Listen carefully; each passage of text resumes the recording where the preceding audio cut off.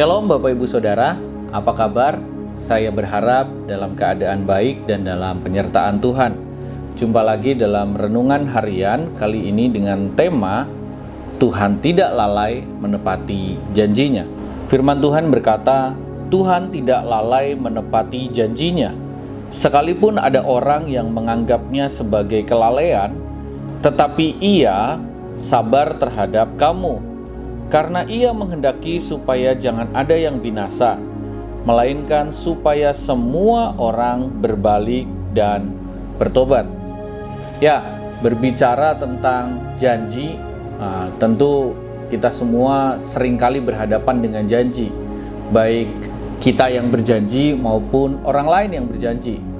Nah, dalam hal ini sebagai manusia, ternyata ingkar janji itu sepertinya sudah menjadi hal yang umum. Seringkali ketika kita janji dengan seseorang, kita sudah datang, kita sudah bersiap-siap bahkan untuk menjumpai orang itu, dan tiba di lokasi dengan gampangnya orang lain memutuskan untuk ingkar janji, tidak jadi datang. Mungkin dalam hal yang lain ingkar janji dalam perjanjian kerjasama bisnis, dalam hal yang lain juga dalam perjanjian bahkan yang lebih intim, yaitu berbicara tentang perjanjian rumah tangga, perjanjian pernikahan. Tidak jarang kita menemukan bahwa orang pun bisa dengan mudahnya ingkar janji.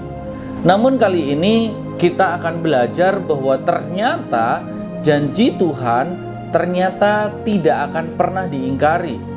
Tidak seperti manusia yang begitu mudahnya mengingkari janjinya, berbeda dengan Tuhan yang Dia selalu menepati janjinya.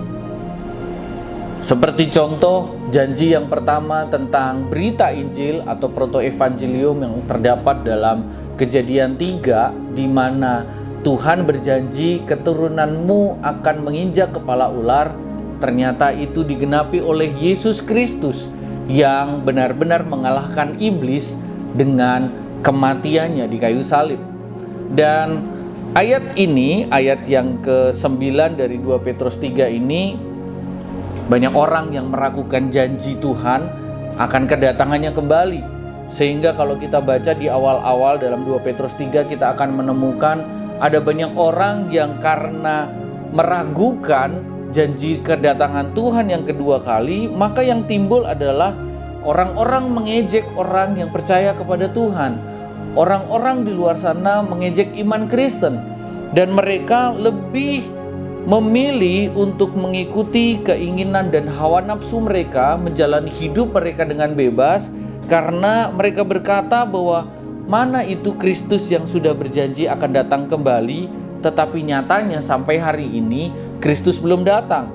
Bahkan dengan gampangnya mereka berkata, mana dari sejak zaman dulu kita juga udah diberitahu katanya Kristus segera datang.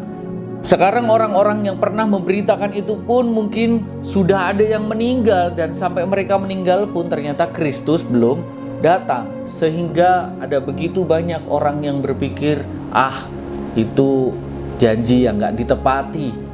Sehingga mereka memilih hidup sembarangan, tidak hidup dalam kebenaran. Namun hari ini sebuah kebenaran terungkap bahwa dalam 2 Petrus 3 ayat yang ke-9, saya bacakan sekali lagi, janganlah kalian terpengaruh oleh orang-orang yang berkata, Tuhan terus menunda-nunda untuk menepati janjinya. Kenapa sampai sekarang Yesus belum datang kembali?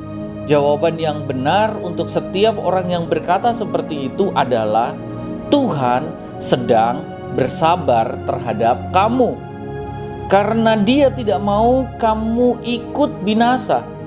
Tuhan masih memberi kesempatan kepada setiap orang untuk bertobat. Jadi kalau hari ini Tuhan belum datang, itu bukan karena Tuhan tidak menepati janjinya, tetapi ternyata dalam waktu tunggu ini kita menantikan kehadiran Tuhan kembali. Kita menantikan kedatangan Kristus yang kedua kali. Ternyata ini menjadi waktu anugerah di mana kita diberi kesempatan untuk bertobat, berbalik kepada Tuhan. Karena kedatangan Kristus yang kedua kali dikatakan di sini akan datang seperti pencuri. tidak akan dapat kita menduganya, kita tidak akan dapat memprediksinya, tetapi percayalah bahwa Tuhan Yesus pasti datang yang kedua kalinya. Jadi hari ini ketika kita berbicara tentang Tuhan tidak pernah ingkar janji, kalau Tuhan berjanji Dia akan datang kembali, Dia pun pasti akan datang kembali. Dan kabar baiknya tidak hanya itu, karena ketika kedatangan Kristus yang kedua kali, maka kita orang-orang yang percaya, kita pun akan bersama-sama dengan Kristus sampai kepada kekekalan, menikmati indahnya hubungan persekutuan yang indah dengan Kristus dalam kekekalan. So, ingatlah janjinya dan percayalah kepada janjinya itu. Dia bukan hanya datang kedua kali, tetapi Dia juga akan menyelamatkan kita. Dia juga akan hidup bersama-sama dengan kita sampai pada kekekalan. Tuhan Yesus memberkati.